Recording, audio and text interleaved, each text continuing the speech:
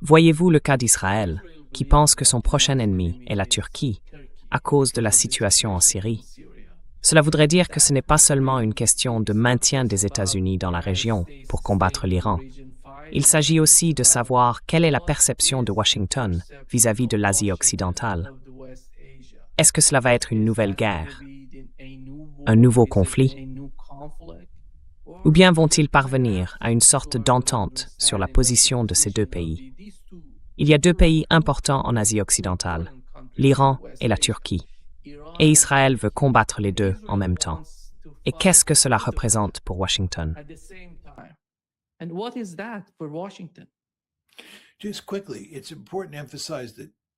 Juste rapidement, il est important de souligner que la grande stratégie d'Israël face au Grand Moyen-Orient consiste à prendre tout pays potentiellement puissant ou déjà puissant et à l'affaiblir, voire à le détruire. C'est ce qu'ils aimeraient faire à l'Iran. Et les Israéliens comprennent parfaitement que la Turquie et l'Iran sont deux pays qui ont beaucoup d'habitants, beaucoup de capital humain, capables de produire des armements sophistiqués, une économie sophistiquée, et ainsi de suite. Donc les Israéliens ne veulent pas seulement affaiblir l'Iran, ils veulent aussi affaiblir la Turquie. Ils voient la Turquie comme un adversaire auquel il faut s'attaquer.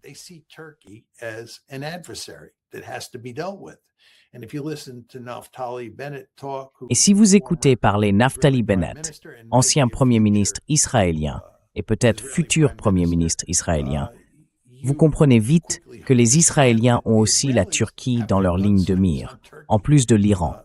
L'Iran est le problème numéro 1 en ce moment. Mais s'ils venaient à en finir avec l'Iran, ils se tourneraient clairement et rapidement vers la Turquie. Or, le problème, c'est que les États-Unis entretiennent de bonnes relations avec la Turquie. De plus, la Turquie est membre de l'OTAN. Que se passe-t-il si Israël attaque la Turquie? La garantie prévue par l'article 5 entre-t-elle en jeu? Les États-Unis viennent-ils défendre la Turquie comme ils sont censés défendre les États baltes si la Russie attaquait ces pays?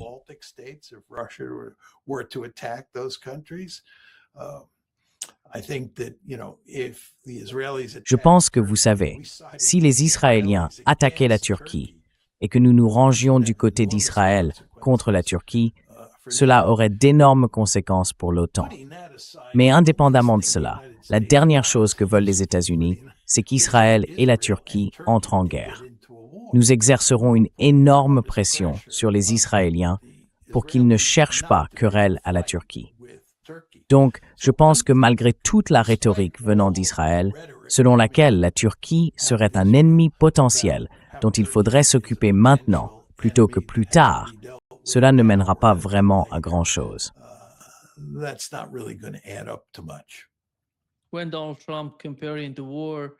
Quand Donald Trump compare la guerre contre l'Iran à ce qui s'est passé au Vietnam, en Irak, en Afghanistan, tout le monde se dit qu'il pense peut-être à une guerre sans fin, une nouvelle guerre sans fin contre l'Iran.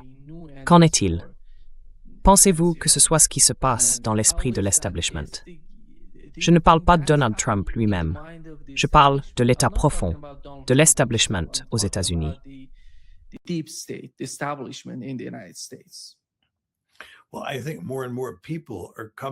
bien, je pense que de plus en plus de gens commencent à comprendre qu'on n'a aucun moyen de mettre fin rapidement à cette guerre à des conditions favorables. La question devient alors la suivante. Est-ce qu'on se retrouve avec une guerre sans fin? Est-ce que ça ressemble à l'Afghanistan? Ou bien est-ce qu'on conclut un accord? Et je pense qu'il est plus probable qu'on conclue un accord. Je ne pense pas qu'on aura une guerre sans fin. Je ne pense pas qu'on ait les munitions nécessaires pour continuer à se battre mois après mois. Et je pense aussi que les dommages économiques potentiels, si cette guerre se poursuit, sont suffisamment importants pour que le président Trump tente d'y mettre fin à nouveau. Et comme je l'ai souligné, il faut se rappeler que nous y avons déjà mis fin une fois. Le protocole d'accord du 17 juin était conçu pour mettre un terme à cette guerre.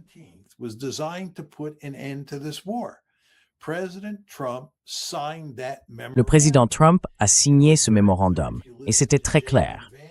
Si vous écoutez J.D. Vance, qui était à l'époque son principal interlocuteur sur cette question, les États-Unis s'étaient engagés pour une courte période à mettre fin à ce conflit. Parce que premièrement, il n'est pas dans notre intérêt qu'il se poursuive. Et deuxièmement, s'il continue, nous n'allons pas gagner. Nous n'avons pas de stratégie pour gagner cette guerre. Donc, je ne pense pas que cela va devenir une guerre sans fin. Ça ne finira pas par ressembler à l'Afghanistan. Je peux me tromper, mais ce n'est pas l'impression que ça me donne. Il me semble qu'à un moment donné, dans un avenir pas trop lointain, nous allons devoir retourner à la table des négociations.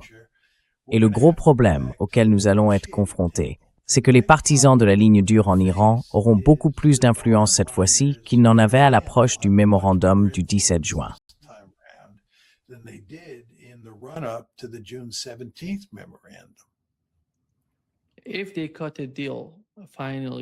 S'ils finissent par conclure un accord, qu'est-ce que cela impliquerait pour les bases américaines dans les pays du Conseil de coopération du Golfe? Et comment voyez-vous cela éventuellement redessiner une nouvelle architecture de sécurité dans la région? Beaucoup de gens parlent peut-être de la Turquie.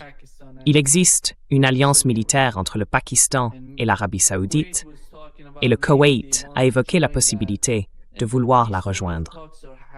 Ce sont des discussions en cours, rien d'officiel. Mais dans le cas du Pakistan et de l'Arabie saoudite, ils ont signé un accord selon lequel le Pakistan défendra l'Arabie saoudite s'il lui arrive quelque chose. Comment voyez-vous la situation si cet accord entre l'Iran et les États-Unis est conclu?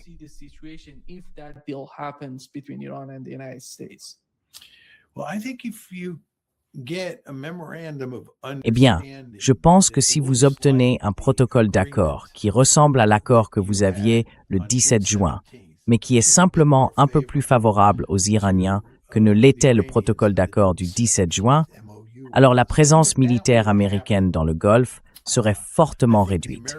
Je pense qu'il serait difficile d'éviter cela.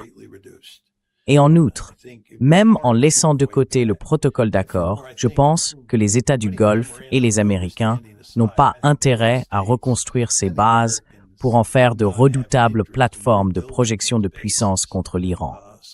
Et il faut se rappeler que les Iraniens vont s'y opposer catégoriquement, comme ils l'ont clairement indiqué dans le protocole d'accord du 17 juin. Je pense donc que la relation de l'Amérique avec les États du Golfe va changer de manière fondamentale.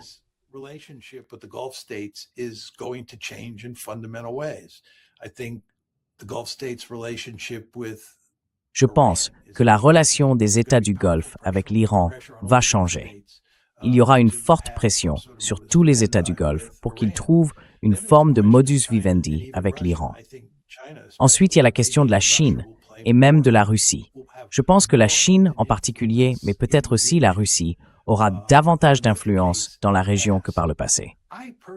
Personnellement, je ne pense pas que les Turcs, les Pakistanais, les Égyptiens ou aucun de ces pays auront beaucoup d'influence sur ce que sera l'architecture de sécurité dans la région du Golfe Persique à l'avenir.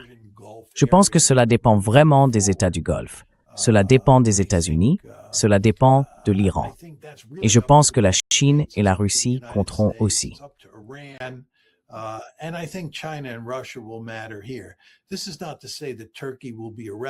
Cela ne veut pas dire que la Turquie ou le Pakistan seront sans importance.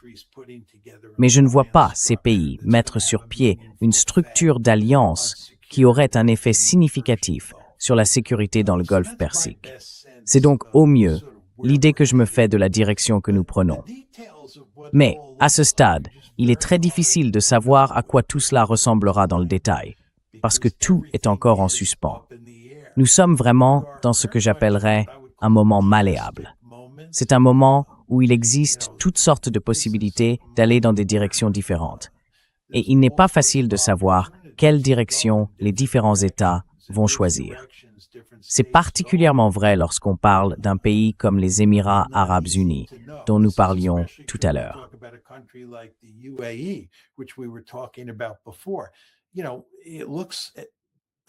Vous savez, certains jours, on a l'impression que les Émirats arabes unis vont s'allier aux États-Unis et à Israël. Et d'autres jours, qu'ils vont s'allier aux autres États du Golfe, et que tous vont trouver une sorte de modus vivendi avec les Iraniens. La direction que prendront réellement les Émirats compte beaucoup. On peut imaginer une situation où les États du Golfe eux-mêmes se divisent. Les Émirats d'un côté, les Saoudiens de l'autre. Et nous savons tous que les Émirats et les Saoudiens ne s'entendent pas du tout. Cela créerait une situation très différente de celle où les Émirats et les Saoudiens feraient essentiellement front commun en essayant de trouver une sorte d'arrangement, un dispositif de sécurité avec l'Iran. Tout cela pour dire qu'on voit les grandes lignes de la direction que prennent les choses. Mais, dans le détail, il est très difficile de dire ce qui va se passer.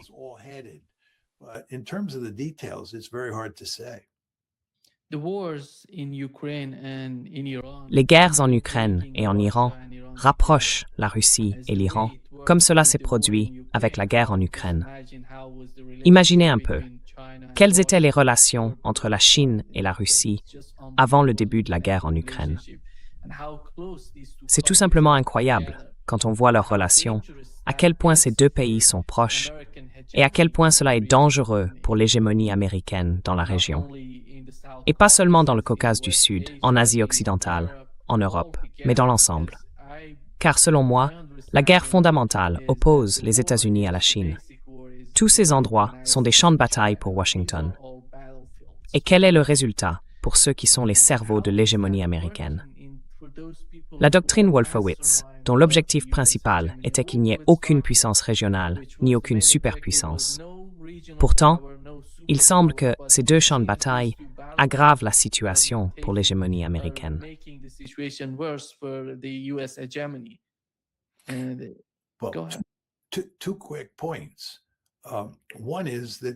Deux points rapides. D'abord, il existe de nombreux éléments indiquant que les Chinois et les Russes aident les Iraniens à mener leur campagne de missiles et de drones contre des cibles américaines et d'autres cibles dans la région du Golfe. C'est très important de le souligner, n'est-ce pas? Beaucoup de gens pensent qu'il y a des raisons de croire que les Russes et les Chinois fournissent des renseignements qui aident les Iraniens à frapper des cibles dans tout le Golfe Persique. Et en plus, ils fournissent aussi des armes aux Iraniens. Cela aurait parfaitement du sens, car les Iraniens, les Russes et les Chinois considèrent tous les États-Unis comme un ennemi mortel. Et tout ce qu'ils peuvent faire pour s'aider mutuellement à l'emporter contre les États-Unis sert leurs intérêts.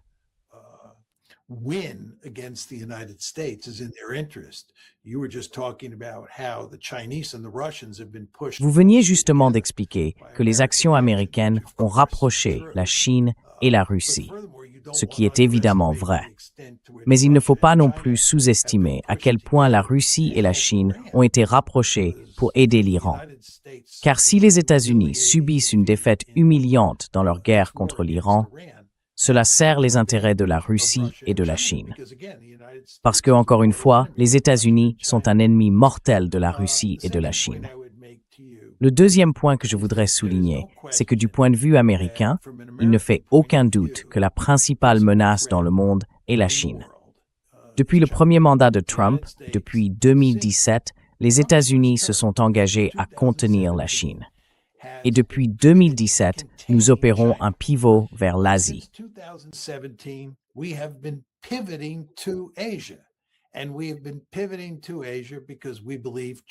Et nous nous sommes tournés vers l'Asie parce que nous estimons que la Chine est la principale menace. Eh bien, cette guerre au Moyen-Orient contre l'Iran est un désastre pour ce recentrage vers l'Asie. Parce que s'il y a bien une chose que nous avons dû faire, c'est nous détourner de l'Asie. Nous avons dû retirer des forces d'Asie de l'Est et les envoyer au Moyen-Orient pour mener cette guerre. En outre, comme je le disais au cours de l'émission, nous dépensons, dans le conflit du Golfe, de précieuses munitions dont nous avons besoin pour aider à contenir la Chine en Asie de l'Est. Donc s'il y a un pays qui sort grand gagnant de cette guerre impliquant l'Iran, c'est la Chine. Et s'il y a un grand perdant, ce sont les États-Unis. Et bien sûr, c'est pourquoi la Chine et la Russie ont un intérêt profond à aider l'Iran à vaincre les États-Unis.